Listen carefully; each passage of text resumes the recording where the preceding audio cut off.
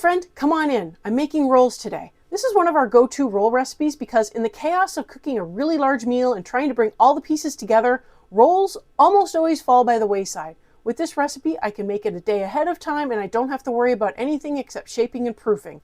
If this sounds like something you need for your big cooking days, come on in and I'll show you how. These rolls come together really fast, but it does require a little bit of prep work. I will have to warm up the shortening. I like to warm my shortening and milk together because I find that if I add cold milk to hot shortening, I end up with clumpy shortening.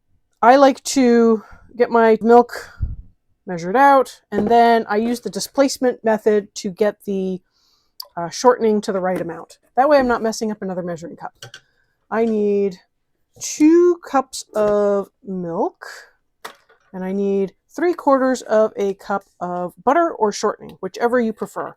This could easily be made vegetarian if you just use a vegetarian shortening.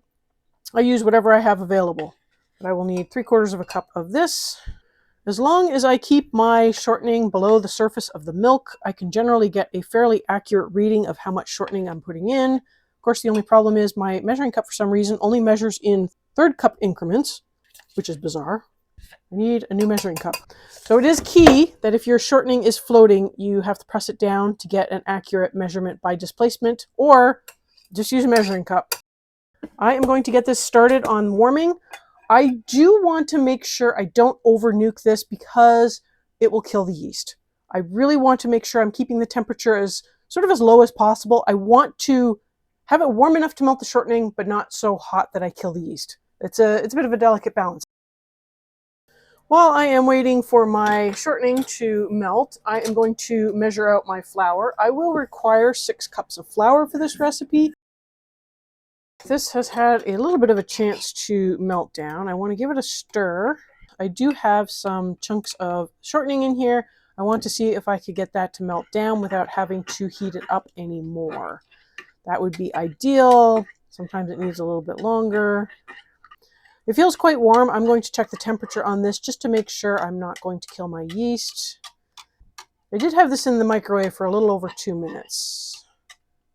I know every microwave is a little different, but that might give you a good starting point depending on how hot it is. 112, that's not too bad. I do still have a few little bits of shortening. They can sit there and melt a little bit while I get the rest of the ingredients going. It's okay if the shortening is a little bit on the hot side. So normally they say about 110 is what you're looking for. The flour will help protect the yeast to a point.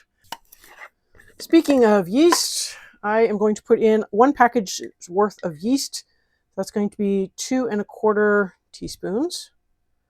I like to keep my yeast in the freezer so that it will stay more active longer.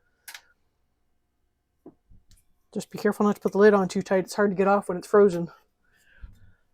Finally, I will need some sugar. This is pretty much the only change I have made to the original recipe. I did decrease the amount of sugar. I felt like I think it called for 3/4 of a cup. It felt like a lot of sugar. It was really sweet. But if you're a fan of Hawaiian rolls, you might actually like it with the full amount of sugar in it. Definitely give it a try with the 1/2 cup and see if that is enough for you.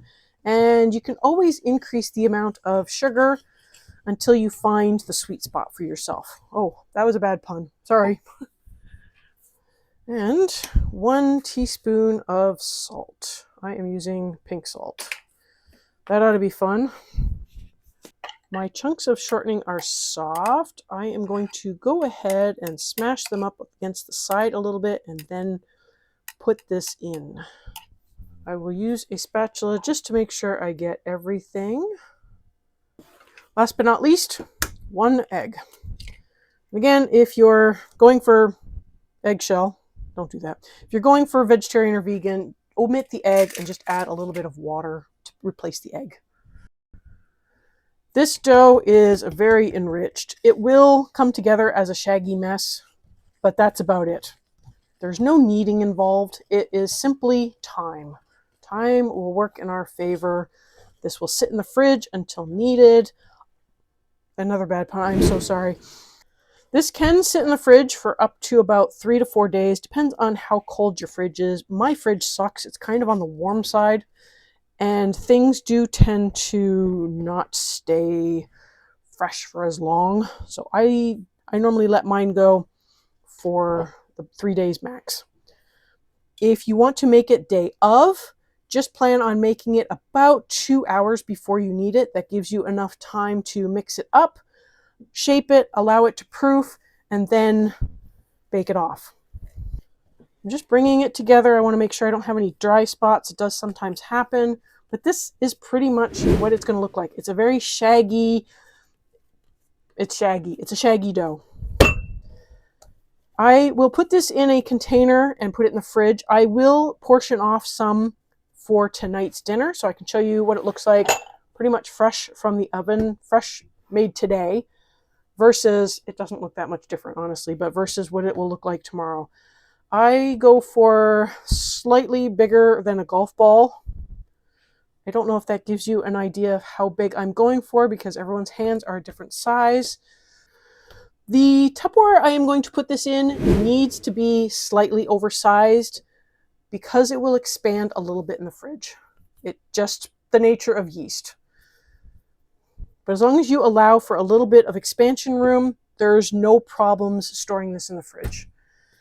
If you have never shaped rolls before, there's different methods where you just keep tucking it under. I'm not very good at this. If that's the way you learned and you're good at it, go ahead. I like to put it down on the counter where the seam is and just kind of do a C shape and roll it until it's smooth on top. It generally self-seals on the bottom. So if it's one that I haven't tried to self-shape, I just roll it from one point and get a nice roll. Right now, they will need about an hour or so to proof. My house is cold. It will probably take a little bit longer. If your house is really cold, you might want to use a proof function on your oven or preheat your oven at the lowest temperature for about 5-10 minutes, turn it off, and then put them in. If you're taking them straight from the fridge, shaping them, and then proofing them, it will take longer. I would anticipate at least an hour and a half, maybe 2 hours, again, depending on how cold your fridge is, how cold your house is, and if you're using a proofing feature on your oven. I will get these on a cookie sheet and let them proof. I'll show you what they look like after they have proofed, and then I will show you what they look like when they come out of the oven. I like to put a little butter on top, but everyone's different with what they like on top of their rolls. A few moments later. These are the rolls after about an hour and a half. It is really cold in my house and they did not proof up as much as they normally do. They are a little bit puffier. They will spring up more in the oven as well. It is just time to eat, and so I am going to bake them off. They need to go in at 350 for about 20 minutes. Obviously check them a little earlier or give them a little extra time depending on how golden you like them. I don't know if you remember how big they were before. They did proof up a little bit. Normally I would let these go a little longer. I will proof up another batch tomorrow and I will show you how much longer I let them go. It is based on size and not necessarily time. And like I said, it's really cold in my house. And so these just didn't get enough time today. I'll proof them for extra time tomorrow to allow them to get to the correct size so that you can see sort of the difference. And I'll show you how they look when they're out of the oven. This is how the rolls turned out. If you don't have a serrated knife, this is a really cool trick for getting into a roll without absolutely mangling it with a butter knife. Just go around the edge with a fork and it should pop open.